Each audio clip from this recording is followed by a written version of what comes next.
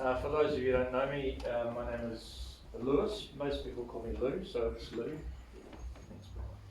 And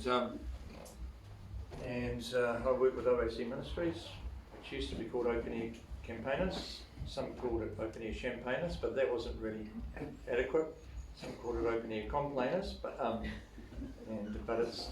now we've changed it to Outreach and Church Ministries. So my eyes look like they're going on holiday because they got bags around them.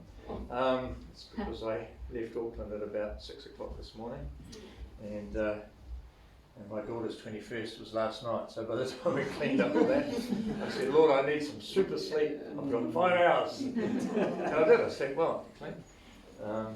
Especially on the drive down here.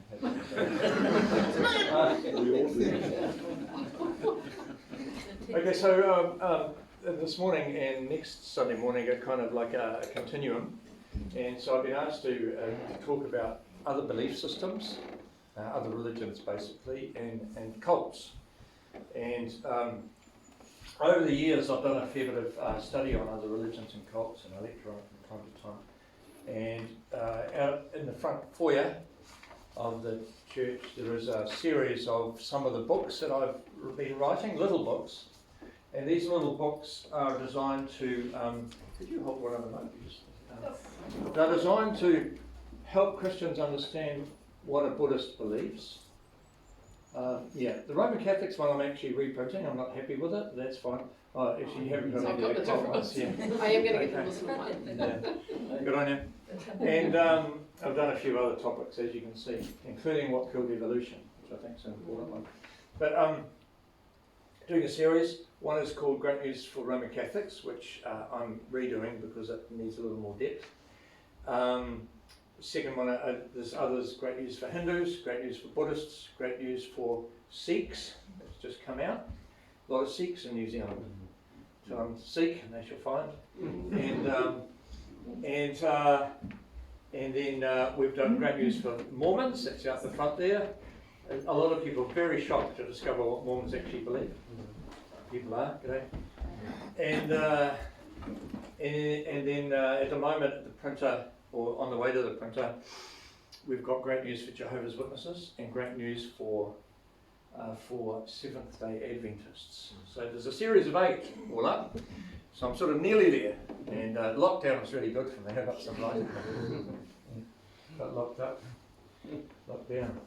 So a little bit of background there. So if you're interested in looking in, these are designed for a Christian to read, but also to be able to hand to a person of the other religion. Now you can't never do both of those things perfectly. But we've had some encouraging feedback from the Buddhist one, particularly from an ex-Buddhist, so they're $4 each. So if you're interested, have a read. If you can't afford it, just take one. Somebody else will pay for it. Possibly me, and that's fine.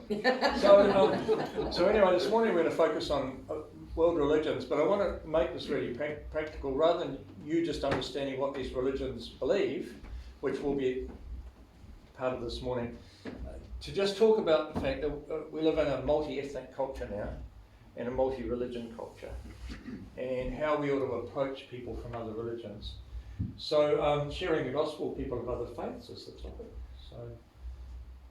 And the batteries are probably a bit flat. So in New Zealand we've got a lot of migrants again now, and if you come to Auckland, you can walk down the streets in Auckland and never know that you were in New Zealand if you were thinking back 50 years ago.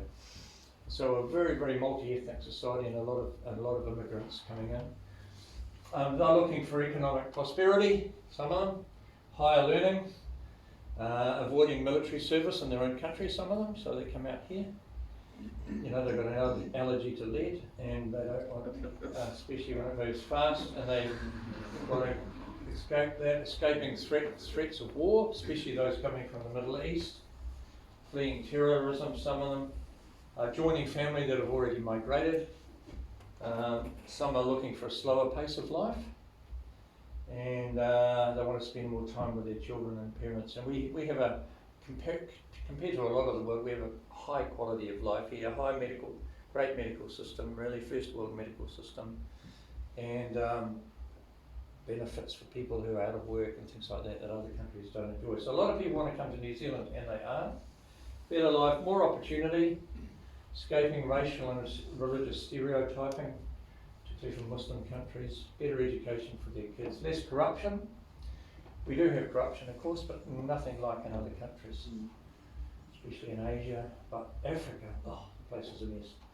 A fairer society, and access to justice, and a reasonably fair police force, and that's important. A lot of people come here, they're terrified of police, because in their own countries, police are corrupt, police are violent.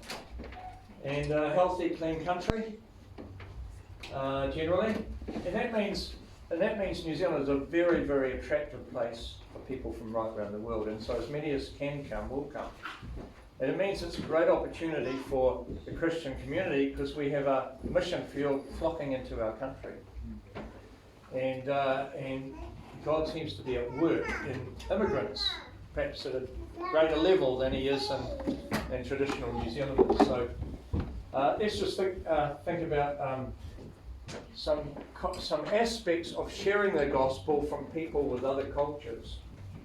And of course, some of you have lived in other cultures. Shane particularly has lived in the Philippines, and he's got a lot of beneficial stuff to say about understanding other cultures. So one of the first keys is to seek to understand people from other cultures, and it's not always easy. You know, there are we have a particular mindset, but other cultures in the world have a honor-shame belief system, and so. It's very important to them that they are seen to be honoured, and shame is a great motivator and manipulator. Think of the Japanese and the guys who used to commit harikari, you know, and that is not Indian fast food, in case you thought it was. Harikari was like when they commit suicide because nobody got that. I got scared. Because of the shame, you know. You might have heard about the Irish kamikaze pilot that reckon he had 6 successful missions. But it was the honour-shame way of thinking in the Asian continent which influenced that. So people come, and we expect them just to be kind of different coloured Kiwis, but they have a very, very different mindset about what's really important in life. So seeking to understand them as much as we can, greet them in their own language if you can. People don't expect you to speak their language normally, but if you can greet them in their language, it kind of conveys acceptance. And so we should, you can't learn all the greetings from right around the world, but it's important, you know. Can you greet? We should be able to greet somebody in Māori, of course, or Kiwis. But what about Polynesians, and what about Filipinos? What about, actually I can't greet a Sikh or a Punjabi myself, so need to work on it. And we need to learn to respect their cultures. All cultures are a mixture of good stuff and bad stuff. And there are certain things which will build barriers to a culture. For example, if I correct a Chinese person from China, the Han Chinese from China, not so much a Malaysian Chinese because they're more like Kiwis.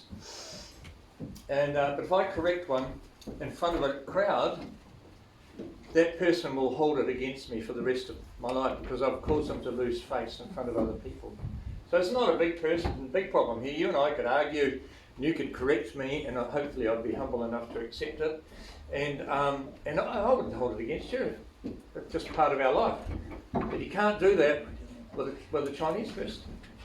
Because I don't know what it was like in Hong Kong for you guys, but to lose face in public is a dramatic problem.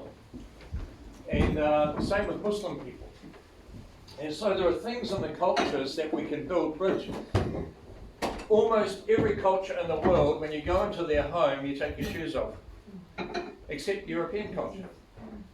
And I say to people, look, get your shoes on, you'll get your socks dirty in here if you don't. So, but most cultures, it's take your shoes off, and it might be because they pray in their home and they're not to pray in a dirty place. And footwear are considered to be dirty, so touching the street outside. There's a number of reasons.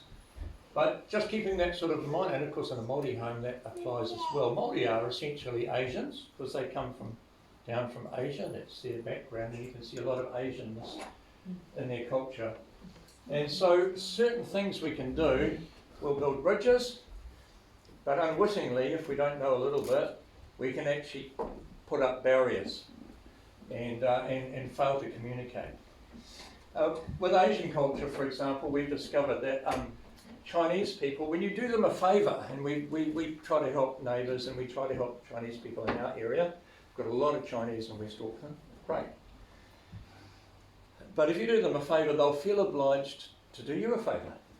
And so they will come to church occasionally or once because it's payback, and they feel culturally that you did that for them. They're not interested in Christ or becoming Christians, a lot of them, but they'll come back and think, yay, we're reaching these people. No, they're just repaying you for what you've done for them.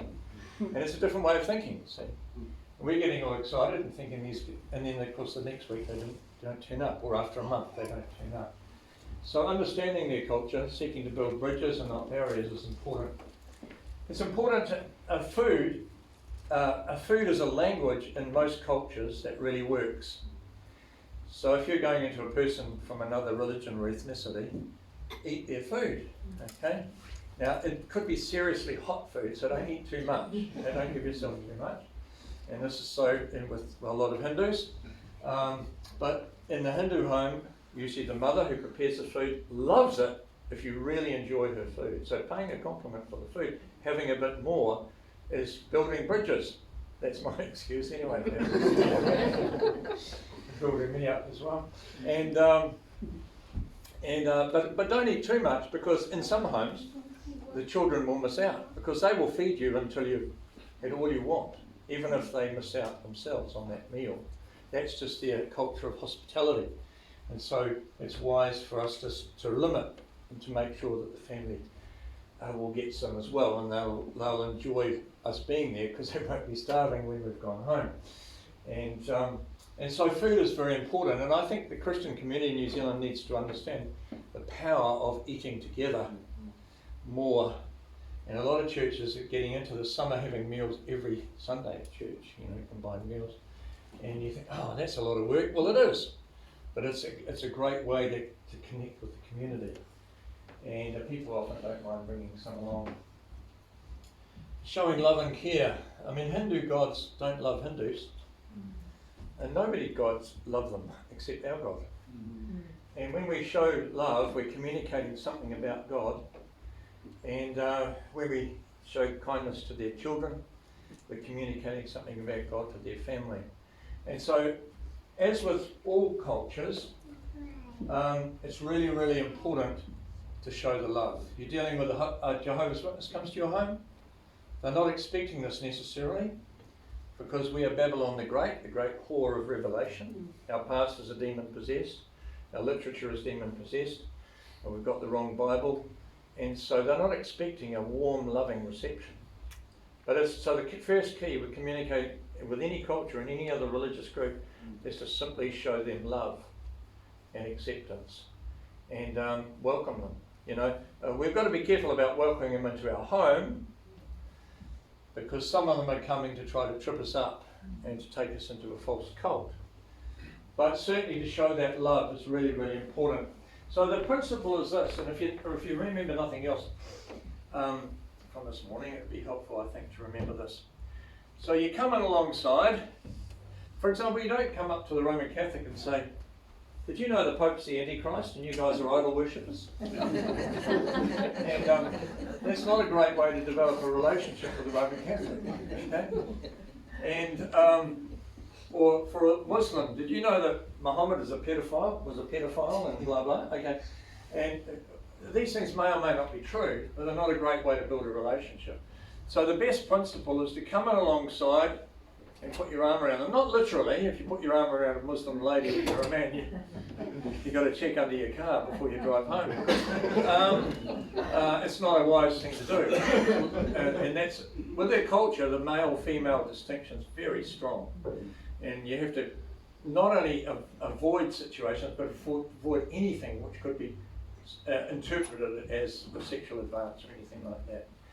Okay, so it's better to come alongside, metaphorically at least, and show the love and affirm what's good in their religion. I mean, every religion's got some good teaching in it, because religions have to sustain society, and societies fall apart if there isn't good moral teaching. So there's good teaching in Islam, there's good teaching in Buddhism, and some of that stuff we actually agree with. So coming alongside, affirm what's good and what you appreciate, and then quietly slip the knife in afterwards. Because, by say, you know, I appreciate a lot of things about your beliefs. It's like, I was wondering about this. And I was wondering is not a threatening question. It's just, can we talk about this? I understand you guys believe this, and I was wondering about this because, you know, the Bible teaches this. So what you're doing is, instead of coming straight on and in a confrontational thing, you come in alongside, you affirm the good things, you're being fair or trying to be, you show the love, you know, you build bridges into their relationship, into their family, and then you seek to talk about the differences. I think that's the best strategy, and with most cultures. The other thing is, you need to, in some cases, you need to understand what it would mean for that person to become a Christian. We want them to come to Christ because Christ is the only true Saviour and Lord. But for a lot of them, it means they're going to be rejected by their community. They may be rejected by their family, and it's not an easy decision to make. And the implication is that the Christian community must then become their community and their family and their brotherhood. And you can't do that in an hour and a half on Sunday morning. And so the church needs to be more like a marae, if you like, as I said yesterday, than just a building where we, like a bunch of Greek philosophers, we turn up for lectures and sit as an audience. It needs to be a relational place, it needs to be an eating together place, praying together place, because Islamic centres are like that, you know, and so we need to think about that the people are looking for community, they're looking for love, they're looking for fellowship. A lot of them are lonely, and we can't supply those needs as a church if we're only seeing church as something we turn up for in an hour and a half on a Sunday. Inquire about the differences and discuss them. Don't argue, especially when others are present, because losing face is a big issue for a number of different cultures. I had a debate with a Muslim sheikh, a Saudi Arabian sheikh, Muslim scholar at Unity. It was actually an informal debate. He and I were discussing. He had some Muslim young fellas around me. I was on my own, and we were doing an outreach at the tech. And this fellow was firing away at me, you know, but my brother. He was calling me my brother, and so I called him back. Yes, my brother, but and we were debating reasonably vigorously and quite loudly, actually. I thought people might think that there was a religious war about to start here. But the key was, for me, to treat him with absolute respect and dignity, and never ever to try to put him down. To answer the arguments, but to treat him with respect. Yes, my brother. Yes, my brother. And never attack the person. You know, in apologetics and philosophy in the Western world, we go ad hominem quite a bit, you know. Have a go at the bloke and have a go at his argument, and or the lady, but never in that cultural context. So you give as much dignity as you can, and take the argument, but never the person, and that's very important, because they're a shame-honour culture, and it's very big for them. And tell people about your faith journey. You know, we're all on a journey of understanding, a journey of discovery, a journey of learning more about the truth, and a journey of following Christ. So there are some principles. Now we'll look at some of the distinctives of the major world religions, okay? And again, this is a fairly cursory look, because religions are profound. In Hinduism, it's like a great big family of religions. There are some things in common, but there are so many differences. It's a bit like Christianity, really, isn't it? And in Islam, not so much in Islam. There are three major differences in Islam. We've got the Sunni, which is the largest group of Muslims, Saudi Arabia and Iraq and countries like that. You've got the Shiites, and we probably won't get into Islam till next Sunday morning, actually, and we'll do some stuff on cults as well. But and then you've got the Sufis, which are like a mystical sect of Islam that they would normally, the others would probably consider to be a cult or a pack of weirdos, because they believe in reincarnation and whirling dervishes and Buddhism as well. There are so many different beliefs within Buddhism, and it's a big hodgepodge with Chinese and Asian folk religion as well. Technically, Buddhists don't believe in God, but it's all mixed up with ancestor worship and folk religion, and it's a big hodgepodge. And the thing we need to understand is that religions from the East, and nobody becomes, in the East, bagpipes? Showing your Scottish heritage. I heard the bagpipes were given by the Irish to the Scottish as a joke, but the Scottish never got it. But anyway, that's all good. I've got both in my genes. So, religions in the East, they might have their apologists, but they don't normally come to that religion because they've checked out all the evidence. They normally, she wants the characters,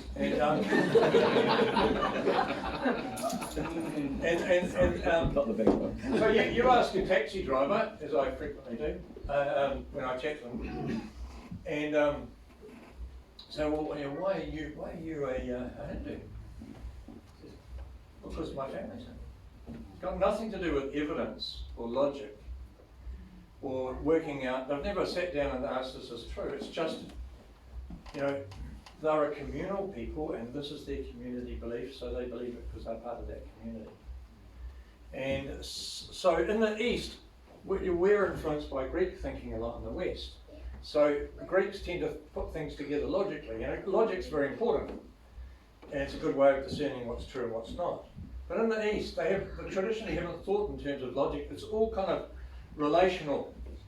I'm related to this, we're all related, this is sort of our religion. Never mind if it's true or not, it's our religion, and so we'll follow it. But I suspect, and I suggest that India and China are now technological giants. And you can't do technology without logic. And so I think there's a whole generation growing up in these cultures that's going to be rethinking their belief systems, because they've been having to be taught logical thinking and critical thinking now. And when you bring logical thinking and critical thinking to Islam and to Hinduism, it kind of falls apart. And so it's possibly a time of great opportunity for reaching out to these cultures.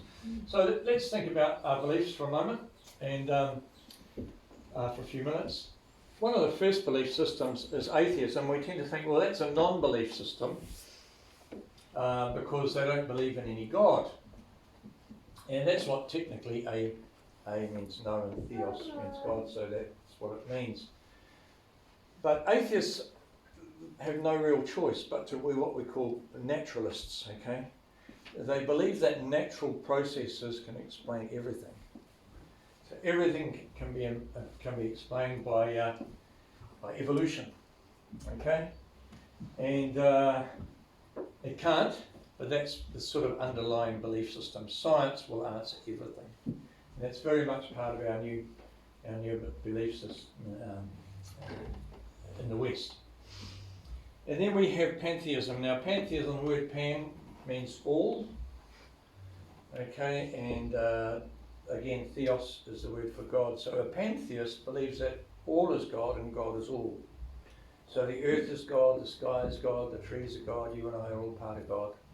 So God and creation are not distinct, they're the same. And then you have theism, which teaches that God, the creator of the universe, is independent of creation. So God is not the same as creation. He brought it into existence, but he is not part of it. Okay? And then you have hybrids like Sikhism. So Sikhism is a hybrid of Pantheism and Theism. Because what happened in the beginning of Sikhism is that there was a guru who tried to come up with a religion that incorporated Islamic beliefs and Hindu beliefs. So you have a God, Sikhs believe in one God. 10 books, and 10 gurus, and one book. The last guru was a book with the Granth Sahib. Okay, but the God they believe in is more like the Hindu God, one God, but the same as creation is part of them. Technically, we might call it pantheism. So much more related in substance to creation than our concept of God, where God is independent of creation. So Muslims were not impressed by this guru, and Hindus were not impressed either. Sikhs believe in reincarnation, so they're kind of a mixture of these ideas, and the Muslims didn't like it, and Muslims tend to react when they don't like stuff, and so they attacked the Sikhs, and that's one of the reasons Sikhs have swords and daggers and have had to protect themselves. And they come from the Punjab in India. You know, the other guys with the turbans. They don't all wear turbans in New Zealand these days, but and they're great people. Sikhs are fine people generally. You get a few bad ones. Remember Graham Houghton saying, "Yeah, when you meet a Sikh, you meet a fine person," and that might be because they're monotheistic and they're thinking, even though their monotheism is a bit more towards Hinduism. So you get these kind of hybrids in belief systems. So, but those are the main key belief systems. Those who worship nature and saying that nature explains everything. Those who believe that God is everything and everything is God, and those who believe God is independent. So that sort of summarises the main belief systems of the world. Another hybrid, by the way, is the Hare Krishnas. They believe in one God, Krishna. They believe all the other deities are kind of like expressions of that one God. So theoretically, they believe in a supreme deity. And you run into Hare Krishnas quite a bit, chinka chanka, chinka chanka, and particularly in Auckland. And so they have some. I have this theory, and I may be wrong. It's probably entirely speculative. I wonder if the Krishna movement isn't a result of Christian influence in India, and you've got a hybrid idea coming out of that, because Krishna sounds very much like Christ, doesn't it? And Jesus is the supreme deity that explains everything, and Krishna is the supreme deity, and you've got a mixture of Hinduism in there because you've got reincarnation, and so who knows? So you're getting a big mix-up. So atheists believe there's no God, there's no life after death. You're conceived, you're born, you live, you die, kaput, finito, and not even au revoir, because that means so we see you again. And Bertrand Russell was a famous person who claimed to be an atheist. Now, most people who claim to be atheists are not. That's in my experience. I talk to a lot of people. They are probably more clearly defined as agnostic. Because when you hit them with the big question for an atheist, where did everything come from? Do you believe that absolutely everything came from absolutely nothing for absolutely no reason? There can't be any reason, because reason has to do with intelligence. And if there's intelligence and reason, there must be a God. So they're not willing to accept that. So absolutely everything came from absolutely nothing for absolutely no reason. Do you believe that? And most people, when you say that, say, no, I don't really believe that. So, well, you're not an atheist. You're not really. And even guys like Richard Dawkins, he allows for a small percentage that God may exist. That's very gracious of him. And so most people philosophically will not totally deny the existence of God, because nobody can go everywhere around this universe and how many other universes there might be and check and make sure there's no God. And so, because in philosophy you cannot prove what we call a universal negative. You can't disprove God. They say, well, you can't prove God either. No, but God is the best explanation of what we see, because in in life, if something's complex, it's a result of intelligence and design. And so it's the fairest and I think best explanation. But a lot of people are atheists because one, they don't want to believe in God because they're doing something they know He doesn't approve of. And you can have your 10 best arguments for the existence of God, but you're wasting your time because it's a moral issue. It's not really an intellectual issue. Romans says we suppress the truth by our wickedness, and that's what you see in a lot of people. Some say they're atheists because they're angry at God because He allowed more freedom than they were comfortable with. He allows a lot of bad stuff to go on, and if He's a good God, why does He do that? And those sort of people, they need to think through their system, their belief system. Because how do you decide that something's bad and wrong anyway if you've got no God to be the basis of that decision and to expect good? And you can give them your 10 best evidences for God and you're wasting your time. It's far better to come along inside and say, tell me your story. And after a few tears and a lot of listening, it's often, well, I suppose I believe in something, but it's just confusing and I'm not sure, and you can feel the pain. Well, that person's not an atheist either. So they're at least an agnostic and maybe even further down the right direction. So there are other reasons people claim to be atheists, but I've found actually most of them technically are not. So we should assume they're not. Don't believe somebody when he says, I believe in no God, because if there's no God, there's no meaning to life. There's no basis for right and wrong. It's all what you and I want to believe. And nobody wants to live in a society like that. It ends up in anarchy. Okay, so let's move on. So the theistic alternative is, of course, we're born, we conceive, we're born, we live, we die, face judgment of some sort, and there's life after death available. What are the main world religions that are theistic? Islam, they believe in one God, one lonely singularity of a God, okay, like the Jehovah's Witnesses, a singleness, not a unity, like the Trinity, but a singleness. And that God, of course, can't be love, because there's got to be difference within God for love to exist. Because, you know, I say, well, I love my wife, I love a good steak, and I love my kids. I'm not sure the order of that, but it's probably not that order. Sorry. So love must have an object as well as a subject. It's I, the lover. Love, the attitude or action. And the object of the love. You can't love if there's nothing to love. So if God is only a lonely singularity, how can He be loved? Because He's unchanging. He's never changed. But we see that God is love. He's produced love in the world in a way that only God could. So Islam, God is a lonely singularity. Jehovah's Witnesses, God is a lonely singularity. Okay? And then you've got, what's the next one? Judaism, okay? Then you've got Judaism. There's a lot of different versions of Judaism. Okay? It's ultra-conservative, and then the conservative, and then the liberal, and a whole mix in between. And so that's Judaism, and some of it's agnostic, okay? It's more a philosophy than a belief system, and of course there are religious Jews. And then you have fulfilled Judaism. What do we call that? It's another name for that. Fulfilled Judaism. It's called Christianity, okay? Because Jesus is the Jewish Messiah. And once we've met Jesus, the Messiah is the ultimate fulfillment in Judaism. And if we know the Messiah, we are fulfilled, in a sense, Jews, although not culturally, but in that sense being God's people. So those are the main, and as I said, there is a few hybrids like the Hare Krishnas and other groups. So in Pantheism and Hinduism, God is everything, everything is God, and it's a cyclical view of life. It is in Buddhism as well, even though technically it's atheistic. So you're born, you live, you die, you get recycled. I think it's very environmentally friendly, this one. And your goal in life, or ought to be, to increase your karma.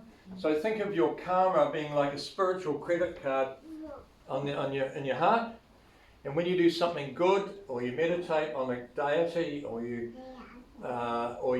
chant a deity's name, and you do your yoga and all this stuff, you are developing credit, okay?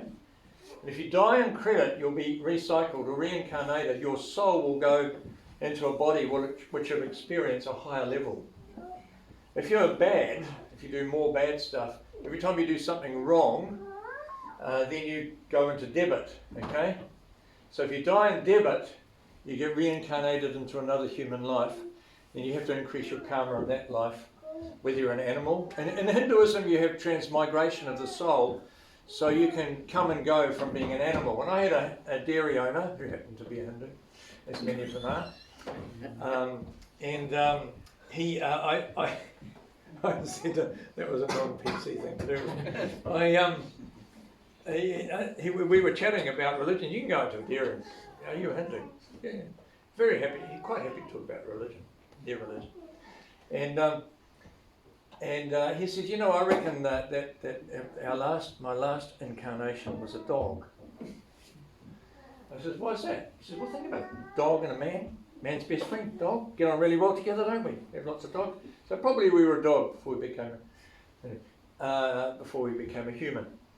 Now, and that's so in Hinduism. So it's called transmigration. In New Zealand, you know, in the West, the New Age movement, which is basically Hinduism in Western clothes, to be sold to the West for a lot of money, and they normally don't focus on the animal to human to animal part of reincarnation. They normally focus on the human to human reincarnation.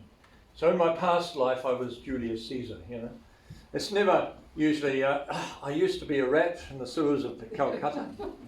It's more like I was somebody famous. Not always. Okay, but anyway, that's so karma. Think of it as a spiritual credit card.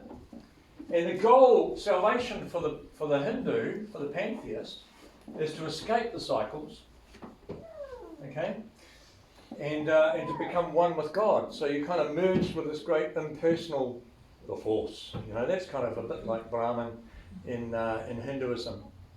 So that's the goal. The goal is ultimately to lose your own identity and become one with everything. Okay, and now the difference between Hinduism and Buddhism is Hindus believe we have a soul, an Atman, the unique you. And that unique you will go into a baby after you die. And it'll be punished for what you've done wrong, or it'll be blessed for what you've done right. Okay? Now, Buddhists don't believe we have a unique us. In fact, the Buddha said, Gautama, I mean, we don't know what the Buddha said, to be honest, because it was 600 years before anything was really written down about what the Buddha said. And there was oratory in the past, but oratory gets changed, as you know. And although some cultures had very accurate ways of remembering information. And so the belief there is that we don't really exist. And our problem is that we think we exist. As long as we think we exist, we'll keep reincarnating until we realise we don't exist. Until we realise we don't exist, and then we won't get reincarnated anymore. But the problem with that is, from the Western point of view, our Greek influenced thinking. But if we don't exist, then the Buddha didn't exist, and his teachings doesn't exist, and the religion doesn't exist. It doesn't make any sense. But it doesn't have to, because it's from the East. It's from the East. It doesn't have to make logical sense for people to believe it. But it seems absurd to us. 5 minutes. Okay. So let's start with Hinduism, okay? And I'll be more succinct next week. I've been trying to give the foundations and a bit of understanding. So Hinduism is a belief system, and like every other religion, every other culture, every other cult or religion in the world, there is usually a combination of belief plus works, some sort of activity that you have to do to get to the next stage or to be accepted. Christianity is the only religion in the world where we are made right with God on the basis of an attitude of reliance, or what the Bible calls faith. Full stop. Every other religion, every other cult has a mixture of faith plus works. And it's important to remember that. Okay? And there are three things that make a cult. One is they have a hierarchical belief system. So there's a head honcho or a prophet or a little committee of guys at the top. Okay, the second is they do violence to who Jesus is. Jesus is not God in almost every cult. And thirdly, always there's a mixture of works. You need to do something to earn your salvation or to keep your salvation. Okay? Now what that means is people from cults and religions can never say, I've made it. You can never say, I'm saved. Paul says, we have been saved. Okay? Completed fact. Only a Christian can say that. Because the others have got to keep going. If they don't keep going, well, they don't get accepted. And one of the reasons for that is so that their leadership holds control over them. If I'm going to start a cult, I'm not going to let you believe that you're saved by grace through faith. Because I've lost control. It's between you and God. But I want your money, see? And I want your obedience, and I want you trotting out there doing exactly what I say you have to do. And to be able to do that, I've got to be able to tell you, unless you do this, this, this, and this, you'll go to hell. Now, Jehovah's Witness, even though they talk about being saved by grace, it's maintained by works. Because they want you going out door to door, distributing their literature, okay, spreading the faith. And if you stop doing that, you can be fried at the Battle of Armageddon. And Jehovah's Witnesses fear the Battle of Armageddon. Because if they haven't done enough, they're going to be fried, along with us Christians, because we're the great whore of Revelation, Babylon the Great, okay? And we're going to get fried. It's going to be a big barbecue, that battle, okay? And so this is what they believe. So works are really important in cults and religions, because the leaders want to have control over the people. And so Hinduism is a religion of works, and they go through all of these different things to try to increase their karma, get their internal spiritual points up, and they're crawling through the sand, up steps, doing all sorts of things with their body, worshipping idols. So it's about working for salvation. And they have millions of gods. They have gods in human form. Now these are seen to be personal manifestations of the great impersonal being that they call Brahman, the great thing that everything is part of. Okay, so they have gods in human form. If you go to a Hindu temple, as I have from time to time, not to worship, by the way, but we were made a series and we did some filming, and you'll see human-like gods like Vishnu in the temple, and then you'll see a lot of their gods are in animal form. So you'll normally see Hanuman. Hanuman is the monkey-human hybrid god. This one here, heart monkey. And you'll usually see Ganesh. And Ganesh is the elephant-human hybrid god. And then there are some hideous gods in demonic form as well that are all part of this great thing. Time's up, is it?